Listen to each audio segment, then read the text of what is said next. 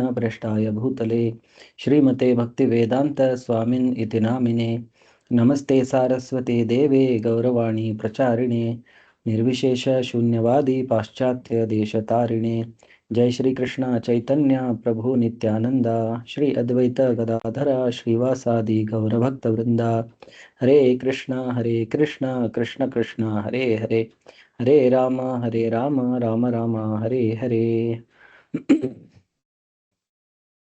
So we are doing the Bhagavad Gita reading and trying to understand the instructions of Krishna. We have covered up to shloka number 3 of the first chapter. So today we'll take up shloka 4 onwards. So the first chapter is what is happening on the battlefield of Kurukshetra. So we saw Dhritarashtra, who is sitting in Hastinapura, which is present day Delhi, and the war is taking place in Kurukshetra, which is at present within Haryana state, few hundred kilometers away from Delhi. And Sanjaya is describing, because of the blessings of Vyasadeva, he could see the live streaming of what is happening in Kurukshetra war. And Dhritarashtra, he is sitting in Delhi and is asking him, his secretary Sanjaya, what is happening on the warfield, and he is describing. So we saw how Duryodhana went to Dronacharya and pointing out his mistake, that your disciple whom you taught, now he has taken side of the Pandavas and he has arranged this military force of the Pandavas. So these are the words of Duryodhana, what he is speaking to Dronacharya, continuing from the previous class. Atra Shura Maheshwasa Bhimarjuna Samayudhi Yuyudhano Viratascha Drupadascha Maharathaha. So Duryodhana is counting who all are there on the Pandavas side, and he is comparing them to Bhima and Arjuna, because Bhima and Arjuna were the most powerful on the Pandavas side.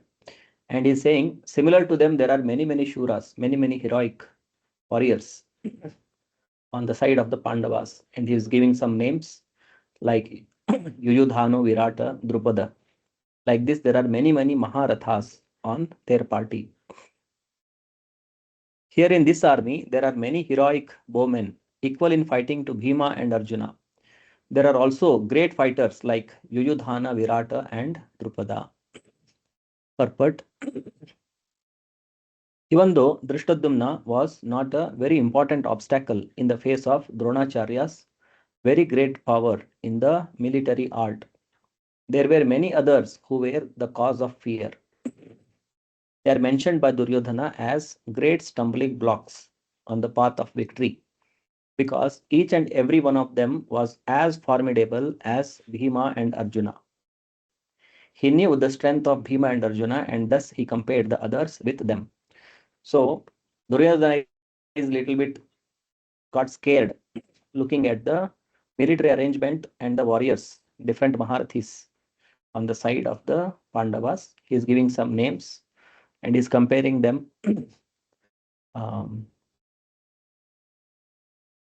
as formidable as Bhima and Arjuna. So Bhima and Arjuna were very powerful, unconquerable, that kind of thing. And there were many others who were equal to them on the other side, which Duryodhana could see. Next he says, some more warriors' names he takes. Drishtaketush Chekitanaha Kashirajascha Viryavan Purujit Kunti Bhojascha Shaibhyascha Narapungavaha. There are also great heroic, powerful fighters like Drishtaketu, Chekitana, Kashiraja, Purujit, Kunti Bhoja, and Shaibhya. So there are many other kings who are very heroic and powerful fighters. Some names he is mentioning here, and some more names he takes. Yudhamanyuscha Vikranta Uttamojascha Viryavan Saubhadro Draupadeyascha Sarva Eva Maharathaha.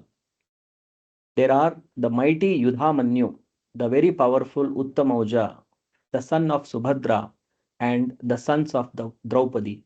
All these warriors are great champions chariot fighters. They're all Maharathas.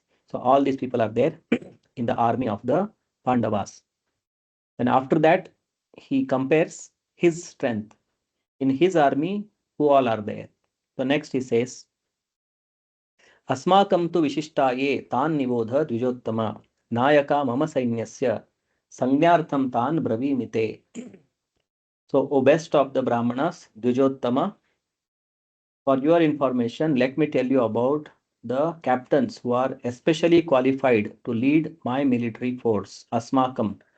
So, our side, Vishishta, there are some specially qualified captains are there, and I am going to tell them their names. And next he says, Bhavan Bhishmascha Karnascha Krapascha Samitinjayah Ashwathama Vikarnascha Saumadattis Tathaivacha. So after talking about the warriors, the great fighters on the side of the Pandavas, now he is telling who all are there on my side. So there are personalities like yourself, Bhishma, Karna, Kripa, Ashwathama, Vikarna, and the sons of Somadatta called Bhurishrava, who are always victorious in battle. So he's counting on my side who all are there, who are the powerful warriors on my side. But Duryodhana mentioned the exceptional heroes in the battle, all of whom are ever victorious. Vikarna is the brother of Duryodhana, Ashwathama is the son of Dronacharya, and Saumadatti or Bhurishrava is the son of king of the Bahlikas. Karna is the half brother of Arjuna, as he was born of Kunti before her marriage with King Pandu. Kripacharya married the twin sisters of Dronacharya. So some background of who are these people. So somebody is Duryodhana's brother, somebody is Dronacharya's son. So like that, there are different people who have joined on the side of Duryodhana. So next he says, Annecha Bahava Shura Madarthe Tyakta Jivitaha Nana Shastra Praharanaha Sarve Yuddha Visharadaha. All these people are Yuddha Visharadas. They are all very expert in fighting. And there are many such Shuras, heroic men on my side. There are many other heroes who are prepared to lay down their lives for my sake. So he's very confident that they all have come and they are ready to give up their lives for me. All of them are well equipped with different kinds of weapons. So in the Vedic time, they would learn one particular type of weapon, just like Arjuna, he learned archery. Although they could fight with other weapons also, but they would specialize in one type of weapon. Just like Bhima was specialized in playing or fighting with the club. So like that, each warrior would specialize in one particular weapon, although they would know other weapons also. And all are experienced in military science. So they all know the military science, how to fight, different vyuhas, arrangements, and in different situations, how to tactically fight. So they are all experienced in this military science. But as far as the others are concerned, like Jayadratha, Kritavarma, Shalya. So here he has not taken the name. So some names are mentioned in the purport. So they are Jayadratha, Kritavarma, Shalya, etc. All are determined to lay down their lives for Duryodhana's sake. In other words, it is already concluded that all of them would die in the battle of Kurukshetra for joining the party of the sinful Duryodhana. Duryodhana was, of course, confident of his victory on account of the above mentioned combined strength of his friends. So Duryodhana was confident that I have got all these friends of mine who are ready to die for me. So I am going to win this battle. But actually they are all going to die because they have joined Duryodhana's party.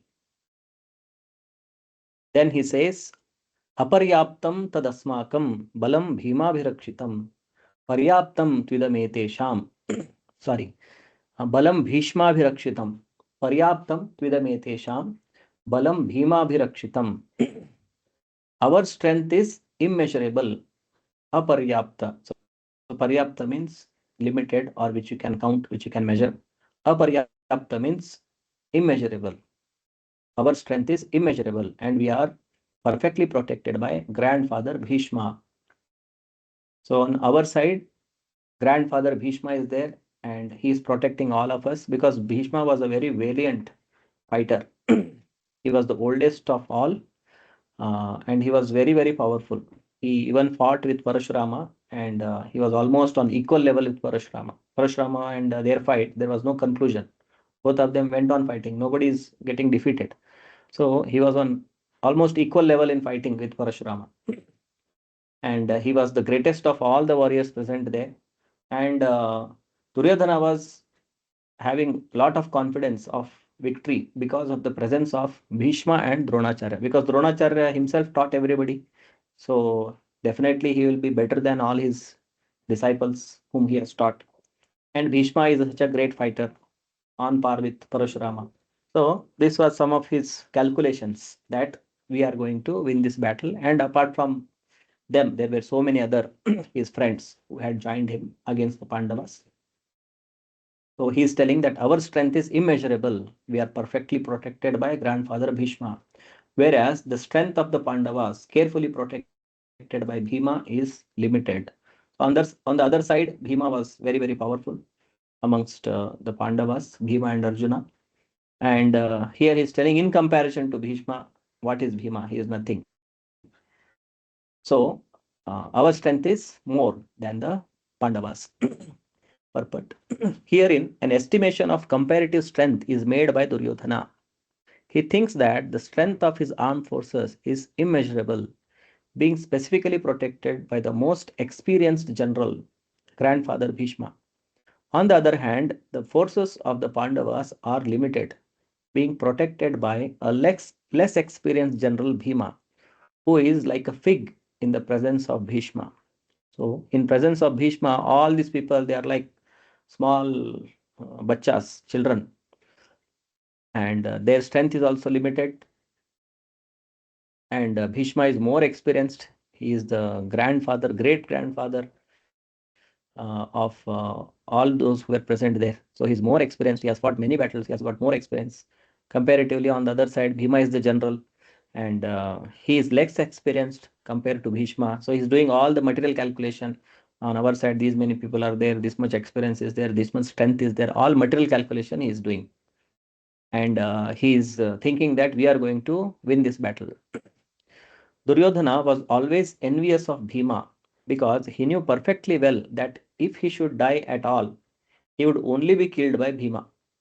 And Duryodhana was specifically envious of Bhima since childhood because Bhima was very strong, and both of them they learnt this gada or playing with the fighting with the club. So he was always envious of Bhima, and he had tried to kill him also when during their childhood only by giving poison to him and tying him and throwing in the water. First fed him poison, then tied him, then threw in the water to kill. But he was saved and he came out with the blessings of a strength of 10,000 elephants uh, in the water, Varuna Deva. His blessings he got, and he came out with the blessings of having a strength of 10,000 elephants. So Duryodhana was very, very envious of Bhima, and he knew that anybody who can kill me uh, on the Pandava side, it is Bhima only. So since beginning, he had very ill feeling towards Bhima, but at the same time, he was confident of his victory on account of the presence of Bhishma. So because Bhishma is on our side, so we are going to win this battle. Who was a far superior general. Bhishma was a far superior general. His conclusion that he would come out of the battle victorious was well ascertained. So he was thinking that 100% we are going to win this war. So next he says, Ayaneshu cha sarveshu yatha bhagam avasthitaha bhishmameva abhirakshantu bhavantaha sarva evahi. So now he is addressing all other his generals and warriors, everybody. So he is telling them, now all of you must give full support to grandfather Bhishma, standing at your respective strategic points in the phalanx of the army. So Ayaneshu cha sarveshu, whatever point strategic positions you have been placed as per the arrangement. So being in your own positions, fighting from your own positions, you should give full support to Bhishma Deva. Purport. Duryodhana, after praising the prowess of Bhishma, further considered that others might think that they had been considered less important. So, in his usual diplomatic way, he tried to adjust the situation in the above words. So, he was very, very diplomatic, political, Duryodhana. So, I have praised Bhishma and so many others are there, what they might be thinking. So, I did not talk anything about them. So, he is speaking to others also, trying to adjust the situation. He emphasized, so all are of his category only, how he is a diplomatic, political, all his friends circle, they were also like that. Everybody wanted some kind of glorification. So he, as a diplomatic behavior, as a politician, he tried to adjust the things. He emphasized that Bhishma Deva was undoubtedly the greatest hero, but he was an old man, so everyone must especially think of his protection from all sides. He might become engaged in the fight, and the enemy might take advantage of his full engagement on one side. Therefore, it was important that other heroes would not leave their strategic positions and allow the enemy to break the phalanx. Duryodhana clearly felt that the victory of the Kurus depended on the presence of Bhishma Deva. He was confident of the full support of Bhishma Deva and Dronacharya in the battle because he well knew that they did not even speak a word when Arjuna's wife Draupadi, in her helpless condition, had appealed to them for justice while she was being forced to strip naked in the presence of all the great generals in the assembly.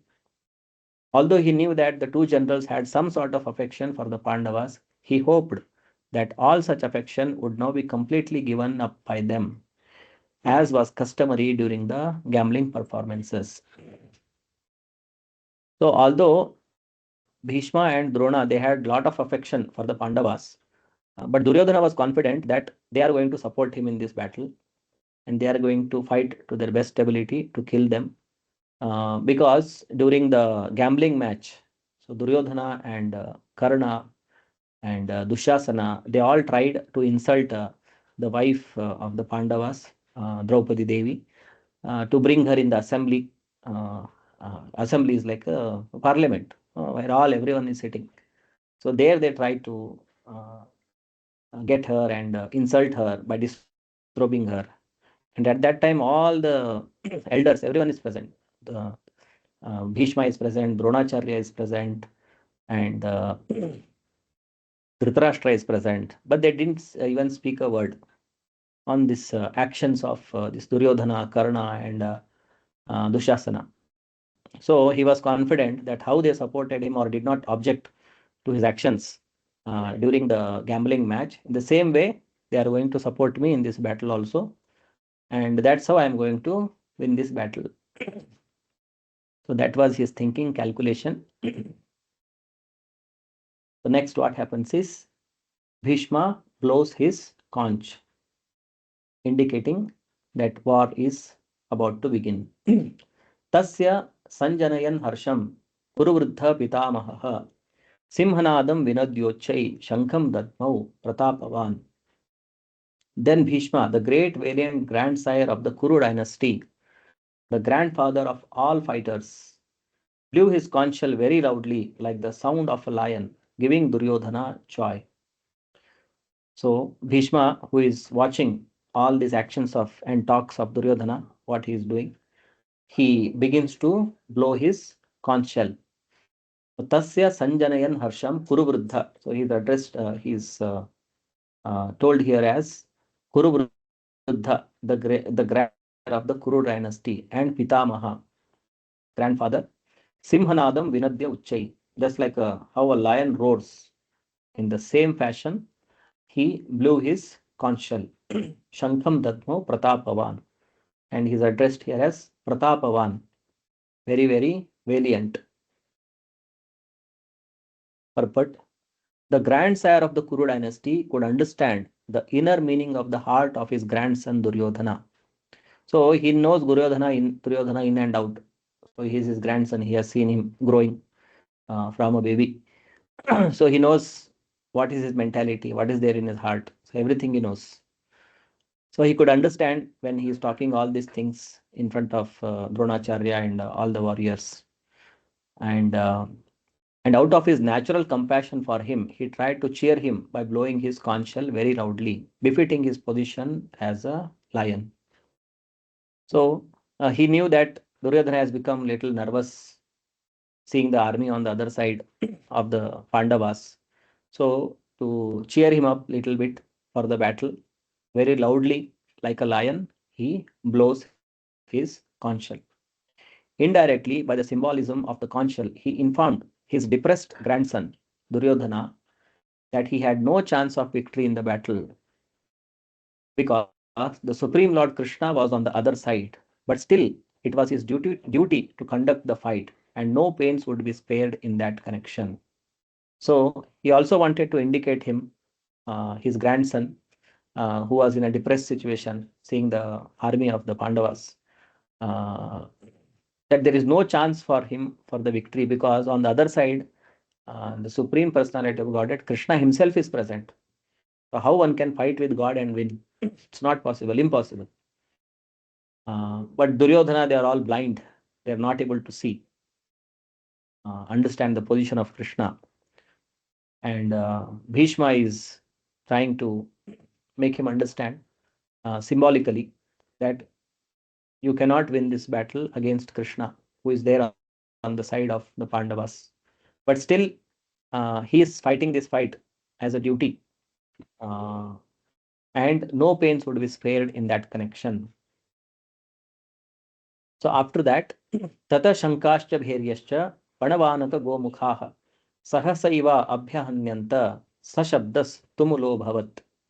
So then after that, the conch shells, bugles, trumpets, drums, and horns were all suddenly sounded, and the combined sound was tumultuous. So after that, during the wars, there used to be all these different players who would play different uh, instruments like bugles, trumpets, drums, and all. Along with the war, there will be these people also.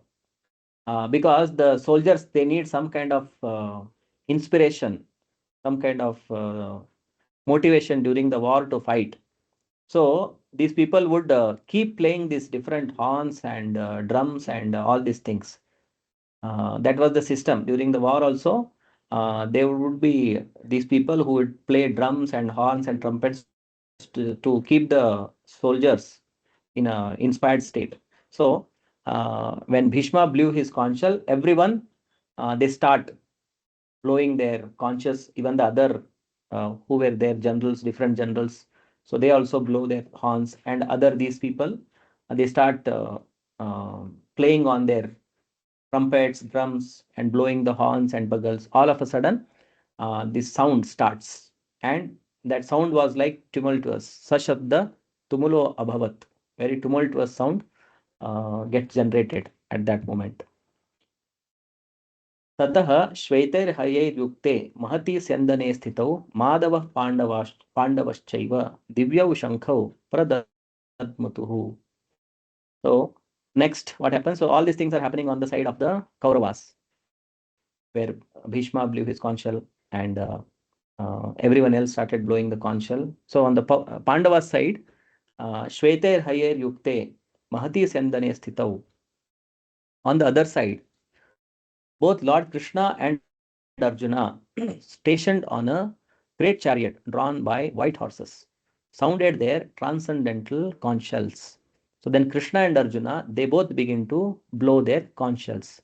So here it is described Divyau Shankau Pradadmatuhu. They blew the transcendental conch shells. And they were seated on a great chariot, Mahati Sendane Sthitau, which was drawn by white horses. So there is a specific description of Arjuna's chariot, Arjuna's horses, and the kind of conch shells they were blowing. The transcendental conch shells, a great chariot driven by white horses. Purport. In contrast with the conch shell blown by Bhishma Deva, the conch shells in the hands of Krishna and Arjuna are described as transcendental. The sounding of the transcendental conch shells indicated that there was no hope of victory for the other side because Krishna was on the side of the Pandavas. So there is mention that they blew transcendental conch shells, Divya Shankha. And when others blew on Duryodhana's side, there is no such mention that they blew some transcendental, just they blew their conch. But when Krishna and Arjuna is blowing, they blew their transcendental conch shells. Jayastu Panduputranam Yesham Pakshe Janardana. So this is a statement in the scriptures that Jayastu Panduputranam Yesham Pakshe Janardana. Victory is always with the persons like the sons of Pandu, because Lord Krishna is associated with them. So if Krishna is with somebody, they are going to have the victory for sure. Jayastu Panduputranam Yesham Pakshe, on whose side there is Janardana or Krishna. So anybody who are like Pandavas, who are the devotees of Krishna, and Krishna is by their side, but definitely they are going to be victorious in all the battles. And whenever and wherever the Lord is present, the goddess of fortune is also there, because the goddess of fortune never lives alone without her husband. So Krishna is there means along with Krishna, he is the original Narayana. So automatically Lakshmi Devi is also along with Krishna, because uh, being a chaste wife, Lakshmi Devi never leaves Narayana, always remains by the side of Narayana. So Lakshmi ji is also goddess of fortune. So because Krishna is present with the Pandavas, all good fortune is also present with the Pandavas. Therefore, victory and fortune were awaiting Arjuna, as indicated by the transcendental sound produced by the conch shells of Vishnu and or Lord Krishna.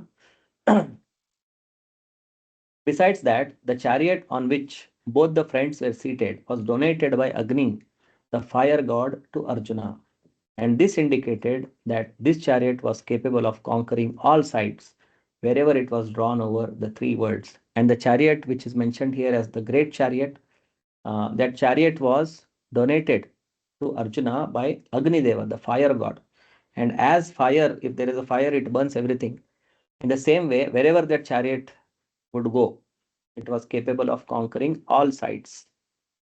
So all the good indications are there on the side of Arjuna. He is accompanied by Lord Krishna himself. He has got a chariot which is donated by Agni Deva, and they blew transcendental conch shells, and wherever Krishna is there, Lakshmi ji is automatically present. So all these good indications are there on the side of the Pandavas. Next shloka. Panchajanyam Rishikesho Devadattam Dhananjaya Poundram Dadmo Mahashankham Bhimakarma Vrukodaha. Then there is a description of different conch shells blown by Krishna, Arjuna, and other Pandavas, and the names of conch shells are also mentioned. So they had a name for their conch shells also. Just like we have a watch, we say this is Apple Watch or this is a Titan watch. So like that, all their weapons and these kind of belongings all had a unique names. When Lord Krishna blew his conch shell called Panchajanya. So Krishna's conch shell, it is called Panchajanya. Arjuna blew his the Devadatta. So Arjuna's conch shell's name is Devadatta. And Bhima, the voracious eater and performer of Herculean tasks, blew his terrific conch shell called Poundram. So there is mention of conch shells of Krishna, Arjuna, and Bhima called Panchajanya, Devadatta, and Poundram. And Bhima is also called here as voracious eater. He could eat large quantities of food. And not only eating, he could also perform Herculean tasks, very, very difficult tasks he could perform. Purport. Lord Krishna is referred to as Rishikesha in this verse. So here Krishna is addressed as Panchajanyam Rishikesho, as Rishikesha, because he is the owner of all senses. So Rishikesha means Rishika Isha. Rishika means Indriyas. So Rishikesha means master or owner or controller of the senses. That is the meaning of the word Rishikesha. And he is the owner of all senses. Means my senses also belongs to Krishna. So my senses means my hands, legs, eyes, nose, tongue. So Jnanendriya and Karmendriya. I am not the owner of this. I am a tenant. The real owner is Krishna. Therefore, he is called Rishikesha. He is the owner of all senses. Everybody's senses, Krishna is the owner. The living entities are part and parcel of him. And therefore, the senses of the living entities are also part and parcel of his senses. So we are all described, all the living entities are described as the part and parcel of Krishna. So we are all amshas of Krishna that we see later in the 7th chapter. Krishna says, Mamaivamsho jiva loke jiva bhuta sanatanaha. So all the living entities, all the atmas, they are all my amsha, mama eva amshaha. They are all my parts and parcels. So because we belong to Krishna, automatically our senses also belong to Krishna. So that way, Krishna is the owner of our senses.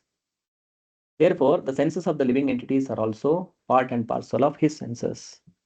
The impersonalist cannot account for the senses of the living entities, and therefore, they are always anxious to describe all living entities as senseless or impersonal.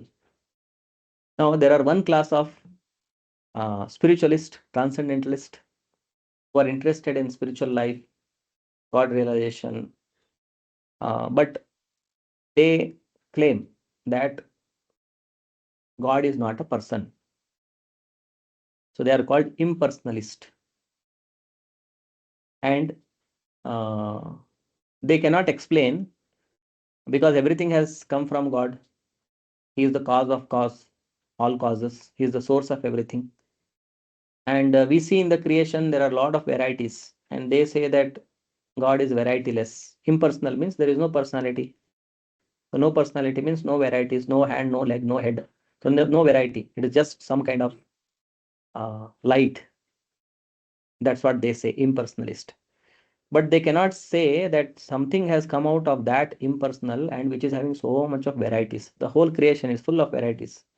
So many planets, so many stars. And within this planet also we see so many varieties of birds, so many varieties of trees, so many varieties of aquatic, then hills are there, rivers are there, gardens are there, forests are there, so many varieties. And individually, as we human beings also, we have got a lot of varieties. We have got hands, legs, then inside body, so many organs. That is full of varieties. It is not that attributeless. We have got a lot of attributes. And they say the absolute truth is attributeless. No attributes in the absolute truth. No color, no name, no hands, no legs, no form, no pastimes, no activities. So this is their limited understanding of God. God has got both impersonal and personal features that we see as we move forward in the Bhagavad Gita and also in all other scriptures. He has got both personal and impersonal feature. Just like a rich man, he has got his personal feature. He has got his own form. He has got his own desires, his own looks, his way of talking, his way of behaving. He has got his family, wife, children. Then he has got his staff. He has got his employees. So he has got a lot of personal aspects. And he has got also got impersonal aspects. So he has got a lot of property, lot of power, money in the bank.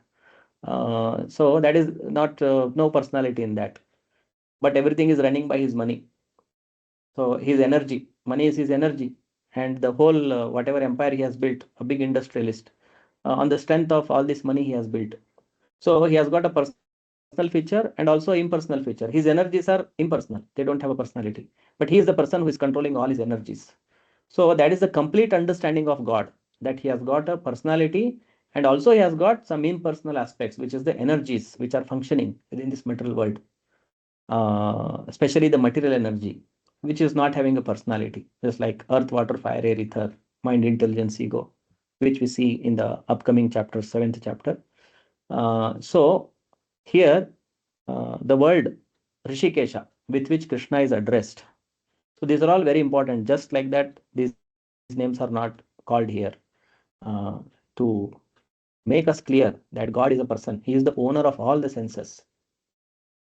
And those who are impersonalists, those who say that God is not having a form, it is just energy, formless, attributeless, nameless, activityless, they cannot explain then why there are so many varieties in this world. Why we have got these senses that they cannot explain. So we can comprehend everything once we know the full feature of Krishna, his personality and also his impersonal feature. Then we can comprehend everything. We can connect all the dots. Then everything looks logical, reasonable. If you just say that God is not a person, then you cannot explain then why there are so many persons existing, from where all these people have come, from where all these personalities have come. So that they cannot give a satisfactory answer for these kind of questions. So that Prabhupada is mentioning here. The impersonalists cannot account for the senses of the living entities, and therefore they are always anxious to describe all living entities as senseless or impersonal. So ultimately, they say to cover up their misunderstanding that the soul is also not having any senses, it is also senseless. So that is their wrong theory. The Lord, situated in the hearts of all living entities, directs their senses. So our senses are directed by Krishna, who is sitting in our heart. Therefore, he is called Rishikesha, and he directs according to our desires. Although he is the master, but he has given us freedom. And according to our desire, if we are qualified for that desire based on our karma, then under his direction, by his sanction, our senses act. Although this is the science how all our things work, how our body works, it works only by the sanction of the Lord.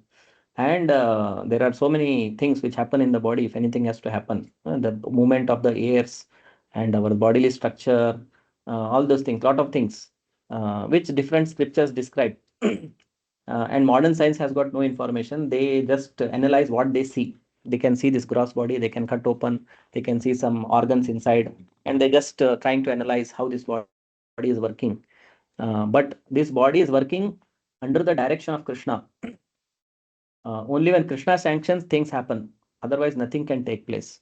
Even when I'm talking here, if you are hearing, if I'm able to talk, so all these things are possible because Krishna is sitting and sanctioning in our heart. Okay, let this happen now. Then only things happen. Otherwise, nothing, even a blade of grass cannot move without the sanction of Krishna.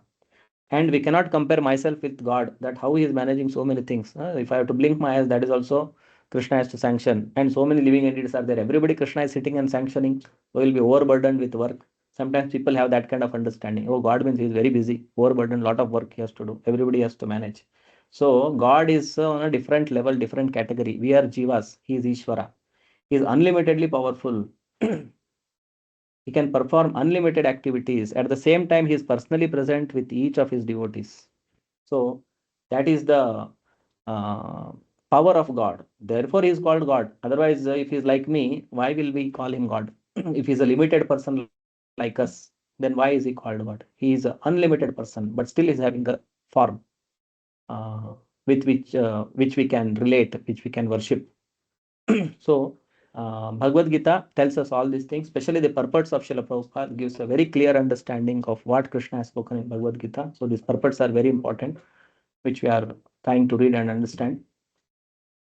The Lord, situated in the hearts of all living entities, directs their senses, but he directs in terms of the surrender of the living entity. And in the case of a pure devotee, he directly controls the senses.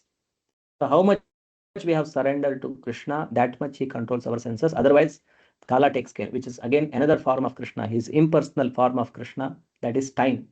And time takes care of all our actions. It records all our actions, and time to time it gives the result of how we have acted, either pious or impious. It gives on giving the result.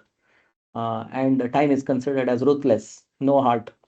It doesn't see whether it's a child or a adult or a old man. Suppose somebody has done something wrong in the past and now he has to suffer. Even if it is a child, the child will be killed. So the time is ruthless. So it just goes by the law book, what is given in the law. If you do this, you get this. That is an impersonal representation of Krishna within this material world. And Krishna is he takes care of his devotees personally. Those who have surrendered to him, then Krishna shows his personal form and he takes care of them personally. He directly controls the senses of the devotees in case of a pure devotee, 100% surrendered devotees. He directly controls their senses. For others, according to their surrender, he controls accordingly. Because he doesn't want to force himself on anybody. So we are all his part and parcel. As he is independent, supremely independent, we being his part and parcel, we also have the quality of independence. And he doesn't want to interfere with our independence. He has given us independence and he has given us a choice. Either we you surrender to me or be independent and earn your own happiness. So that much freedom Krishna has given. And if out of love we surrender to Krishna, then he takes charge. Then he takes complete care, complete direction he gives. Here on the battlefield of Kurukshetra, the Lord directly controls the transcendental senses of Arjuna, and thus his particular name of Rishikesha. So here, Krishna is directly controlling the senses of Arjuna because he is a pure devotee, 100% surrendered soul to Krishna, having a friendly relationship, Sakhya Rasa with Krishna. So he is directly controlling the senses. Later we see that Arjuna gets bewildered and he is not willing to fight. That means even this is by Krishna's arrangement only, so that the Bhagavad Gita can be spoken. So actually Arjuna was not bewildered because he is a pure devotee. He cannot fall down from his position. But it was the plan of Krishna that Arjuna should come under illusion, so-called illusion, and because of that, the Bhagavad Gita could be spoken. The Lord has different names according to his different activities. For example, his name is Madhusudana because he killed the demon of the name Madhu. His name is Govinda because he gives pleasure to the cows and to the senses. His name is Vasudeva because he appeared as the son of Vasudeva. His name is Devaki Nandana because he accepted Devaki as his mother. His name is Yashoda Nandana because he awarded his childhood pastimes to Yashoda at Vrindavan. His name is Parthasarathi because he worked as charioteer of his friend Arjuna. Similarly, his name is Rishikesha because he gave direction to Arjuna on the battlefield of Kurukshetra. So Krishna has got unlimited names. So God is unlimited. Everything about God is unlimited. His power is unlimited. His intelligence is unlimited. His beauty is unlimited. His knowledge is unlimited. So everything about Krishna is unlimited, and he has got unlimited names. You cannot count that many names Krishna has got. And he gets his names by his activities, by his qualities, by his pastimes. So many names Krishna gets. As he goes on performing pastimes, unlimited names Krishna keeps on getting. So here some names are given that why he is called by those names. Just like Rishikesha because he is the controller of the senses. Madhusudana because he killed a demon called Madhu. And he is called Govinda because he gives pleasure to the senses. Go means senses, or go also means cow.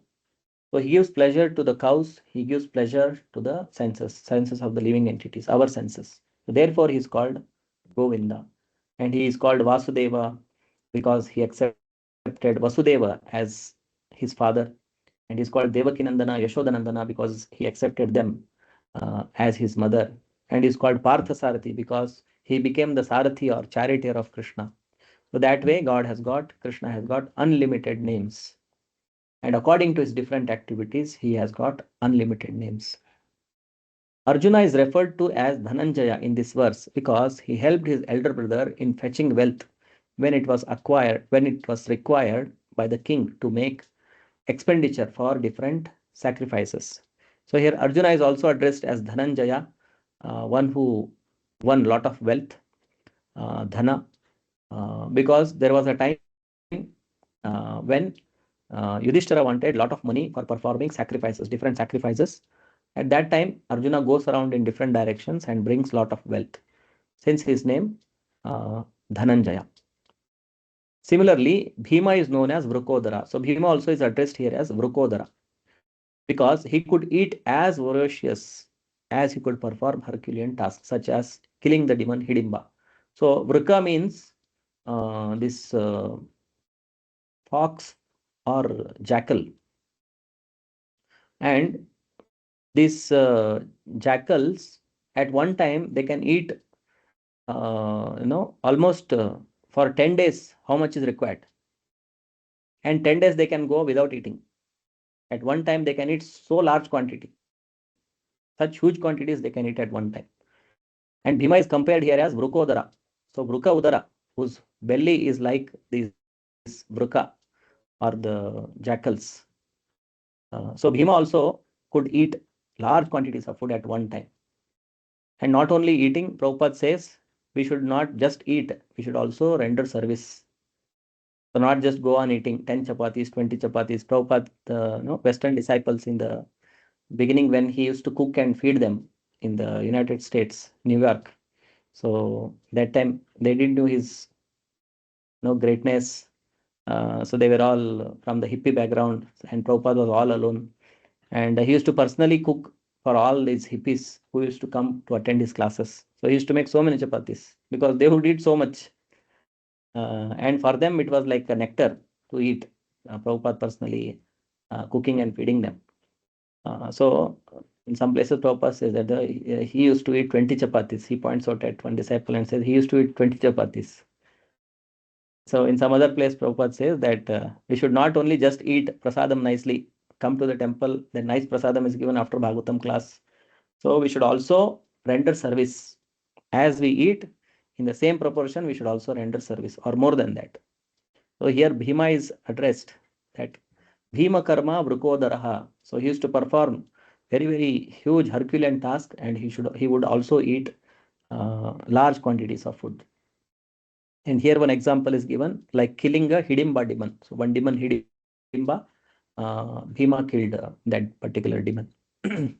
So the particular type of conch shell blown by the different personalities on the side of the Pandavas, beginning with the lords, were all very encouraging to the fighting soldiers.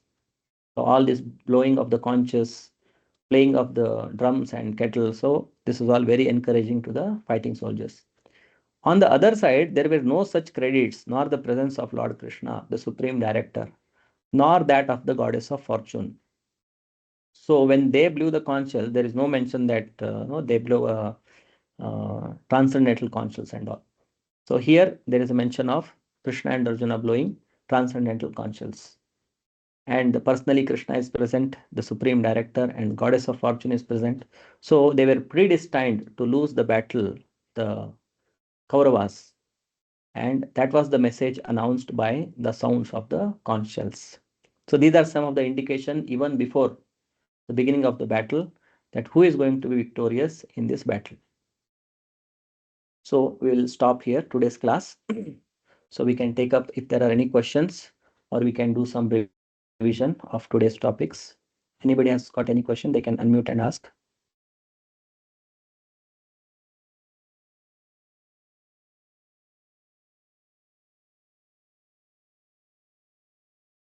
Okay. So if there are no questions, we'll do a quick revision. Okay, can somebody tell some points which they remember, some takeaways from today's discussion?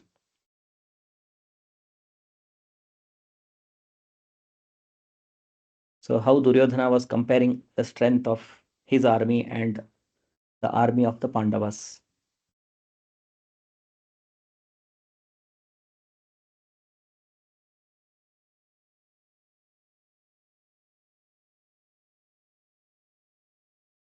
Anybody would like to answer? Are you able to unmute yourself?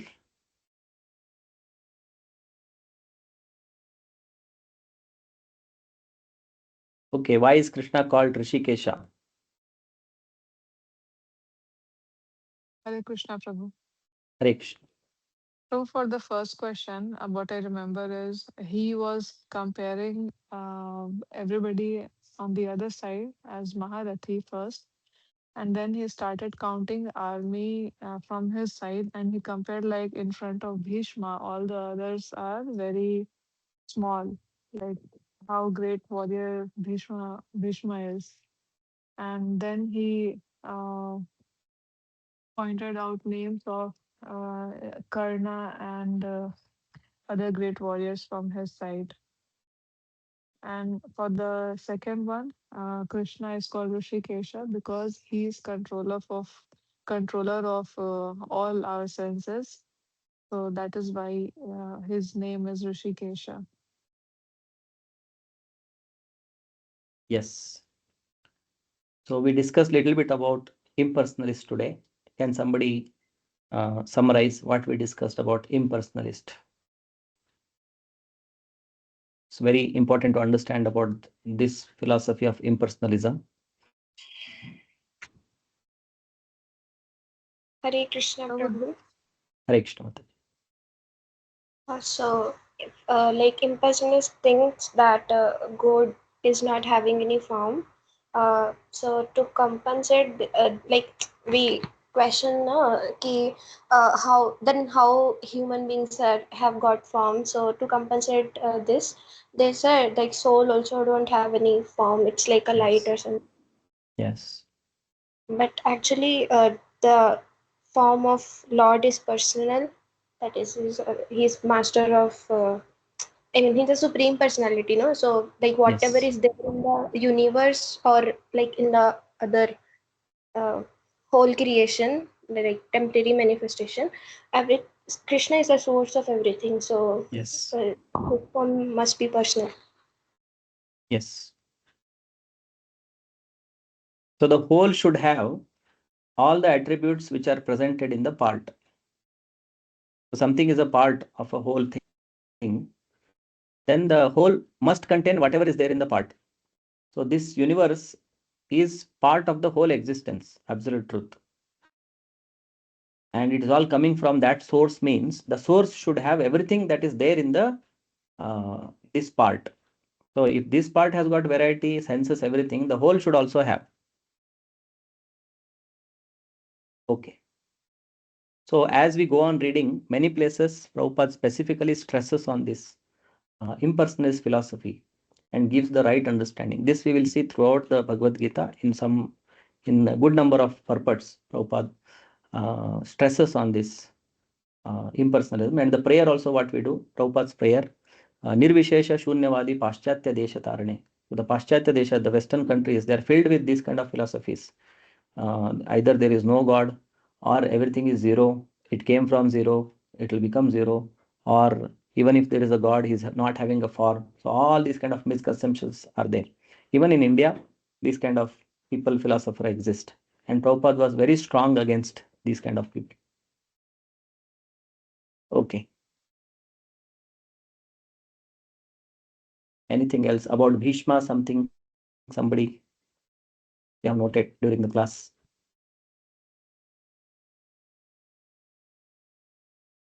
Hare Krishna Prabhu. Bhishma was a pure devotee, and he like in the beginning of war only, when Duryodhana was praising him and praising other like members in the Kaurava army, then uh, because they know that Duryodhana is wrong, like is on the path of adharma, but uh, like he has some promises in the past. That's why he has to be in Duryodhana's side. So, but despite of that, at the end we saw na he had this vardhan of Ichamrityu and all. So he left this his body in because he was a pure devotee. So he left his body in front of God only. So he offered some prayers and all. Yes. Okay. So we'll stop our session here today. Thank you all for joining. We'll again continue in the next class. Vishwa Guru Srila Prabhupada ki jai. Hare Krishna. Right. Hare Krishna. Krishna. Hare Krishna Prabhu. Hare Hare Krishna. Krishna.